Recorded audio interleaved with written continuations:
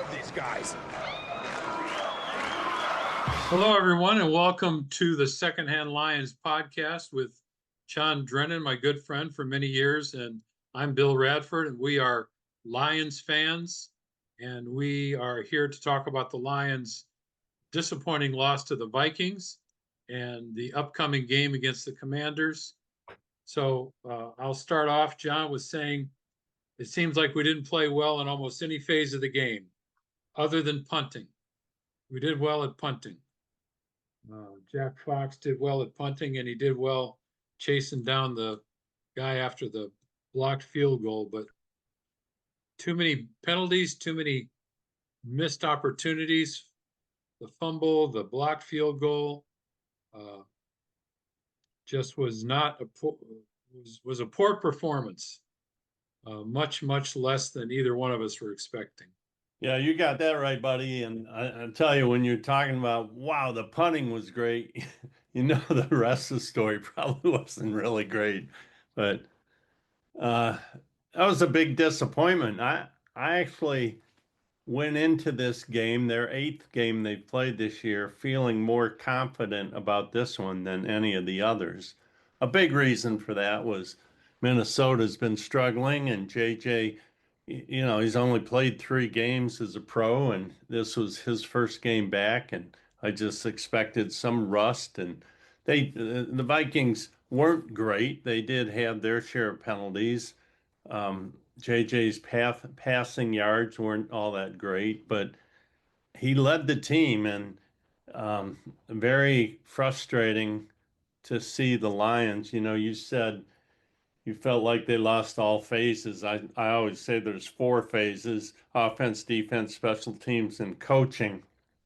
And I would say we lost all 4 in spite of the good punting, because the rest of the special teams, there was a collapse. So I don't know, where do we begin? Hey, I'll begin here before. I am not panicked, throwing in the towel, cratering. I do have some concerns, and we'll get into that. But what about you? Where do you want to begin? Now, the offense has not looked great. They seem to be struggling to regain the form they did last year. Goff seems off. I don't particularly think the play calling is all that great. It seems to me that Morton has called way too many of those horizontal pass plays, and they're doing something to tip them off, because as soon as the receiver, whether it's a running back, a tight end, or a wide out, catches the ball, the defense is on them immediately. And the idea of those plays is you're expecting the defensive backs and the linebackers to be dropping back, so that when you throw it horizontally at the line of scrimmage, the running back or the wide receiver has some room to make a guy miss. And the goal is to gain 8, 10, 12 yards at least, and maybe break something big. But they've been lucky on many of these to get to the line of scrimmage. So I don't know what they're doing wrong with those, but it's not pretty. I don't understand how the Vikings can lose to the Chargers 37-10 and then turn around and beat the Lions. That was very disappointing. I based my prediction. I had the Lions blowing them out by 2 touchdowns. I based that on the fact that the Eagles had beaten them and the Chargers had beaten them just, they walloped them 37-10. So I was not expecting the Lions to show up and do what they did. They started off great. First time they had the ball, went right down the field and scored. But then they gave up a 61-yard kickoff return that seemed to set them back on their heels. They even mentioned that in the game. I don't know if it was Brady or the other announcer said that all the momentum that the Lions had from that excellent first drive kind of went out the window with that kickoff return. So disappointing to say the least, John. Yeah, Bill, it was Brady, I think, that said that. And I mean, I agreed. We're at Ford Field. We get the ball marched down the field. We're up 7-0. Everyone's jazzed. And then 61 yard. That was probably the longest run on a kickoff all year. And you could just feel, with that starting field position, they're going to tie it. And that did deflate the Ford Field. I mean, I could tell watching it. Um, you made a good point. I also chose or thought the Lions would win by 2 touchdowns. And, you made the point you're surprised. And, what was the Vikings turnaround? Especially given, again, JJ had been hurt, hadn't played for about 5 games. It's his third NFL game ever. And Carson Wentz, who hasn't done well for the Vikings, he was out as an option. He's out for the year from an injury. So, secondly, they've been in disarray and they've had injuries, but they did get back. I believe both their starting tackles had been out, but both of them were back. And then Van Ginkel, who's a stud linebacker, had been out. He was back. He and Wilson were kind of dominant as linebackers in that game. But I don't know. Bill, you and I talked earlier. I saw the game at a Buffalo Wild Wings because I couldn't get it locally. And the challenge with that, there's TVs everywhere, but you can't hear them.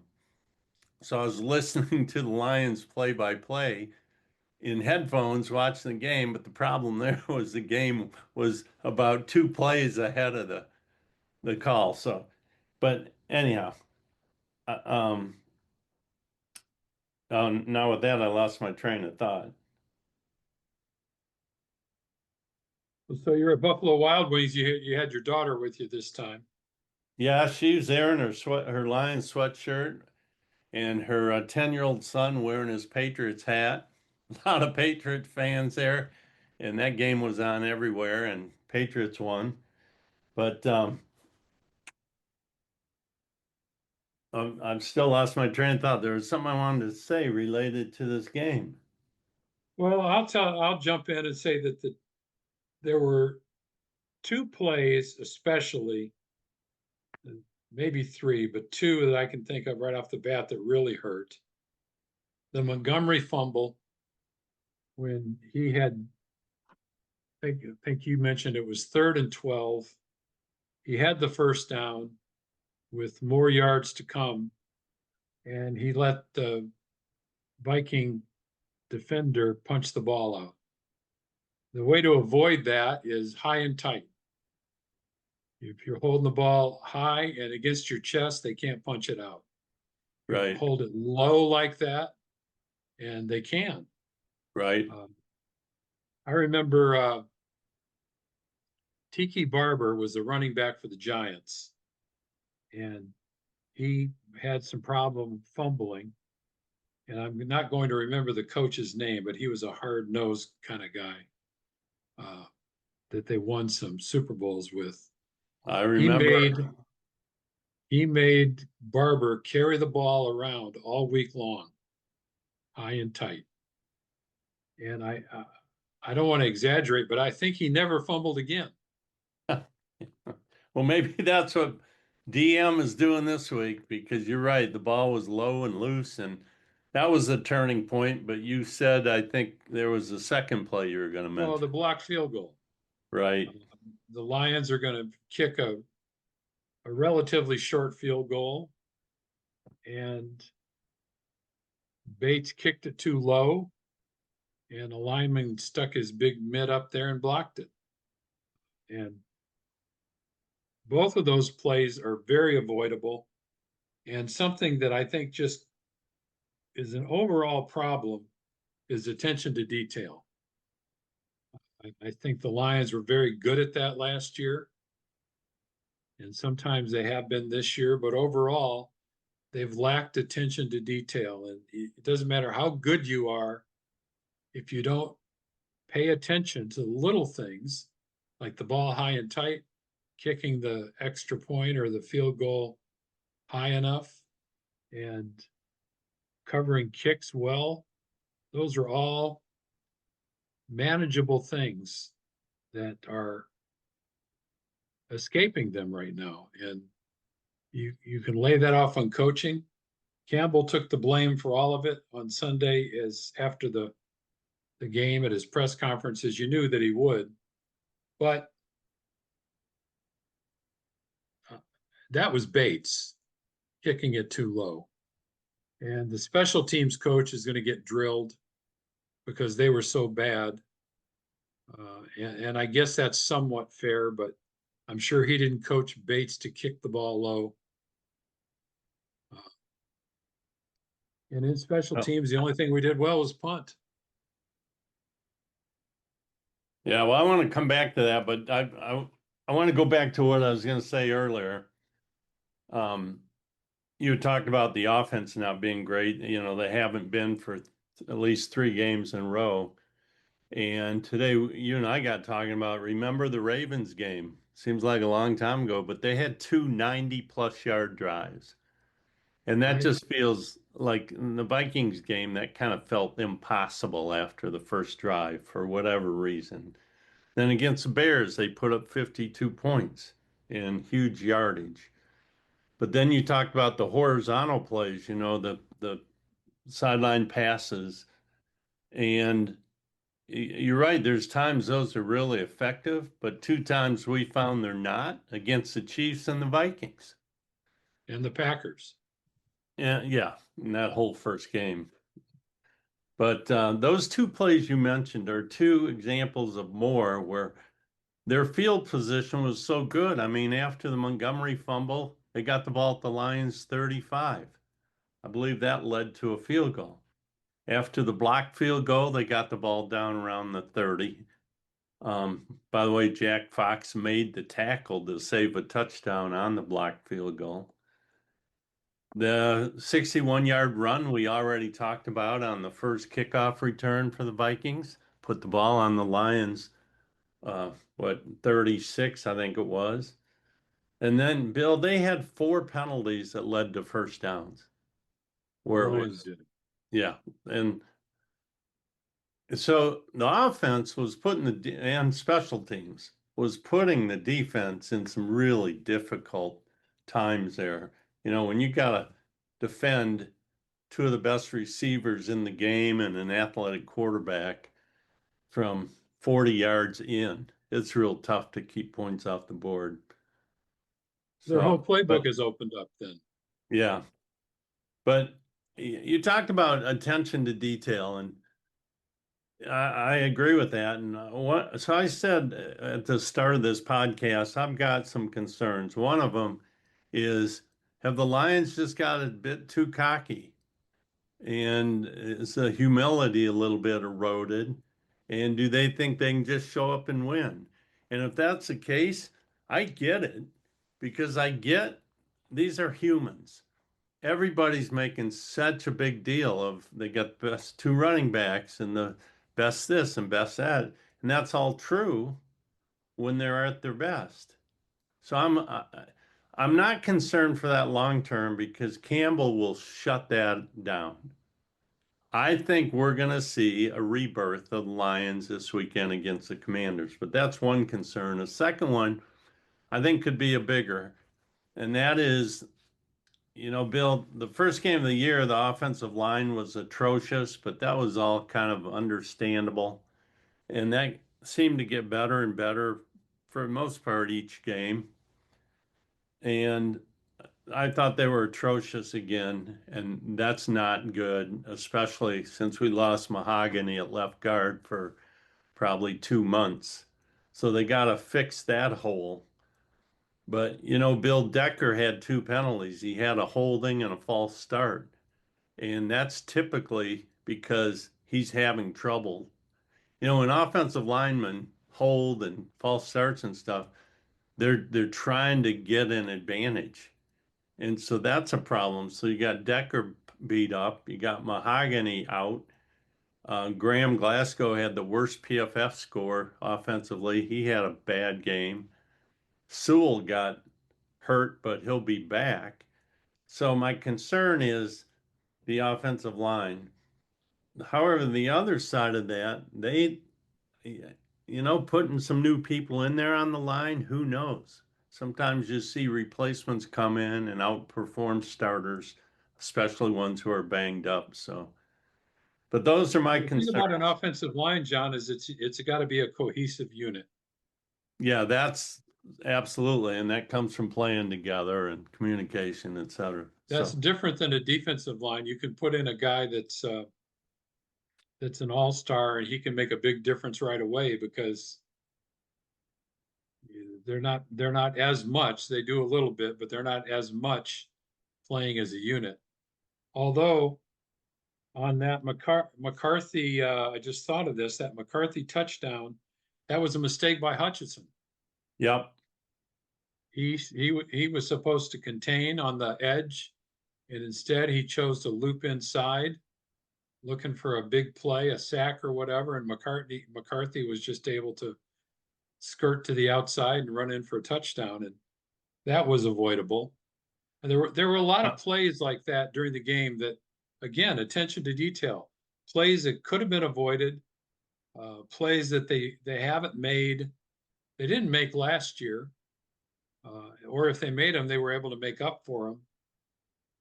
And I have some concerns. I mean, going into the game, the Lions were 0 for 20 on third downs of 10 yards or more. 0 Yep. for 20. Last year, that wasn't the case. They had third and 10. You just thought, well, they'll make it up, or they'll run for 8 and then go on fourth and get 2. Uh, but they seem out of sync this year. Uh, there's a lot of chatter online I've noticed complaining about Johnny Morton. I don't know if that's fair, but something needs to change, and I'm hoping that this week will be the week it does. Because if we lose to the Commanders, we're in trouble. Yeah, for sure. Yeah. So I've heard all that same chatter. It is hard for, I mean, for those listening, again, we're two longtime fans. We're not experts. We're not in the locker rooms. We don't spend all day trying to figure it out and studying it. But anyone could watch and say, okay, the offense is off. A good starting point's the offensive line. So you look at the players, you look at, I'm sorry, Hank Fraley's considered maybe the best offensive line coach in the game. So I feel confident there. Um, Johnny Moe, we have felt up until the last couple of weeks like, okay, we haven't lost a step here with Ben Johnson leaving, but maybe we have.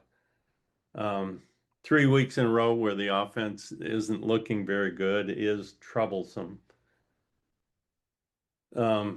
I do want to make this point, Bill, and I know we're kind of jumping around here, but we were down 17-14 at half, and it felt like we weren't doing that well. We tied the second half 10-10. And to me, here's the point I'm making. For how that game looked and felt, I'm surprised Lions just lost by 3. Right. That's kind of a silver lining. And on the theme of silver linings, there were some really good things. We've been pretty hard on Terrion Arnold, and then he was out injured for a couple games. He came back and had maybe his best game ever. Really great breakups of passes to um, Addison and to Jefferson. He had the interception that kind of took it away from the receiver and just seemed to play really good in pass defense, although his PFF grade showed that he played poorly on run defense. But overall, he was a bright spot. LaPorta, 66 yards on 3 catches. And how about the touchdown? He caught it and ran about 20 yards. In the last 10, he was pulling like 3 guys into the end zone. I mean, that was a beast of a touchdown. Jamo had 6 catches and some key catches, and that touchdown toward the end of the game was absolutely beautiful. His catch, and he made it into the corner end zone. So those were some bright spots, but we definitely got to clean up the little stuff, and we need better offense. And offensive line's got to play better. One thing about offensive line, Bill, I heard today the Chargers both starting tackles are out with injuries. You look across the league, like Minnesota, and I mentioned this earlier, both their starting tackles had been out recently. So this is certainly not just a Detroit Lions problem. Last year the injury thing was so bad that it almost felt like, well, you got the Lions and you got every other team. This year it's like everybody's banged up. And my last comment on that. What I love about the NFL is how it's set up where literally any week any team can beat any team. And I kind of like how this year is shaping out where your best teams maybe will end up losing 3 games, and you're going to have this huge pack in the middle, and the Lions are going to have to separate from the pack at some point. Yeah, John, I would be surprised if the best team only lost 3 games. Right. Yeah, good point. So, I mean, 13-4 is a great record. So, Yeah. obviously, the Lions to go 13-4 can only lose one more, but I don't expect that to happen. Uh, on the positive side, the Lions did sack McCarthy 5 times, and they are second in the league in sacks. I know that was such a big concern for a lot of fans early on, is why aren't we getting another edge rusher to go along with Hutchinson? Because rushing the quarterback is so important. But we're pressuring him left and right, and we've got 28 sacks, which is second in the league, they said on Sunday. I don't know who is first, but 28 sacks in 8 games is pretty good. Yep. And last week they were leading the league in pressures by 8. So I'm assuming they're still leading the league in pressures. So you're right. Honestly, Bill, I'm tired of hearing the chant, we need more edge rushers. What we need are more offensive linemen that have potential, but they're hard to find. Every team's looking for that. So Yeah, if you look at the Los Angeles Chargers record with and without Joe Alt, it's night and day. right. And Joe Alt's down for the year. Right. He's a offensive left tackle. And I just think your average fan looks at the prima donna players like wide receivers, quarterback, and uh, maybe edge rushers. But that just goes to show you that Joe Alt is vital to the success of the Chargers. Bill, you're So so right. The very first draft pick in the Brad Holmes era was Penei Sewell. yeah, I think last week we commented you can't measure what he's meant to the offense, running and passing. And so you're right about that. And I'm always looking, or I'm already looking ahead to this year's draft, just beefing up the offensive line and the defensive line, because that is where the ball game starts. yeah. Well, what do you think about next week? Well, I We got think the the Lions are Commanders going to coming up. win. And I think Okay. that I think they're playing Other a than that, what's that?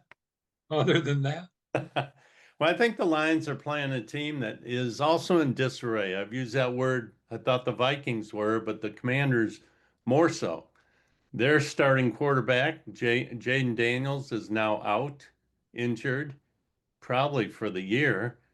Um, and they've got a good backup in Mariota, but beyond that, is it Terry McClellan?